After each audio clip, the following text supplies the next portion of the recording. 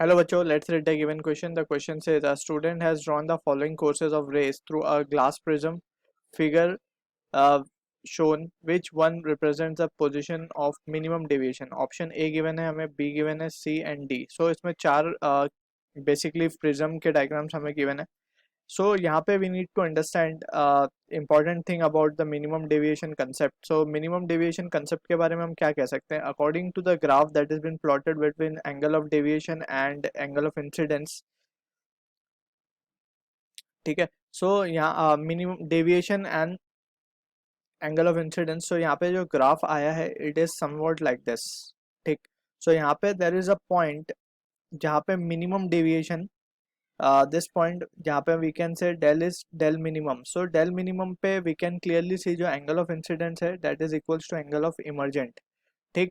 और उसके अलावा अगर हम सारे पॉइंट्स देखें so we will be getting two angles. That is अगर हम देखें वो इसके जस्ट ऊपर वाला पॉइंट, so यहाँ पे दो एंगल ऑफ इंसिडेंस दिख रहे हैं, that is I1 and I2. अब I2 यहाँ पे एंगल ऑफ emergent है and I1 is angle of incidence. So except one point जहाँ पे I is equals to E. So यही कंडीशन है डेल मिनिमम की. सो मिनिमम डेविएशन पे we can say angle of emergent और angle of incidence are same. ठीक है. अब यहीं से we can start our further discussion.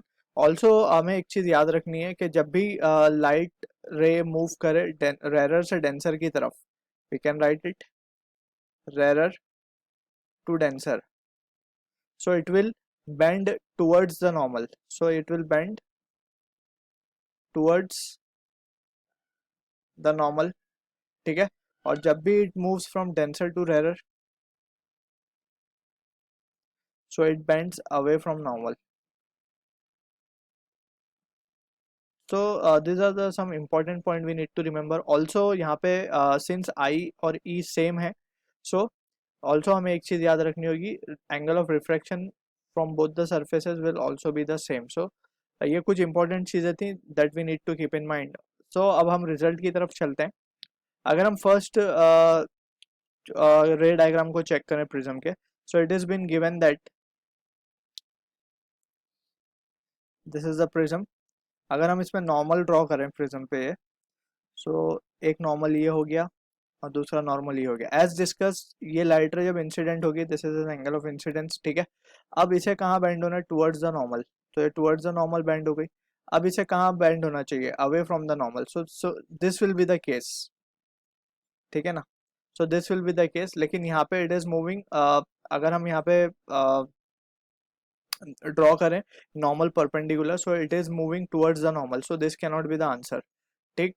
Option B को अगर हम देखें सिमिलरली, सो ऑप्शन बी भी इस तरीके से मैच नहीं हो रहा है. अगर यहाँ पे हम एंगल नॉर्मल ड्रॉ करें, so it is again bending towards the normal. So this will also not be the case.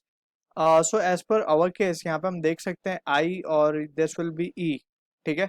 And as we have discuss ये जो एंगल ऑफ रिफ्रैक्शन होंगे that is R1 let say, और ये है R2. So we will say if I is equals to E, so we will say R1 will be equals to R2.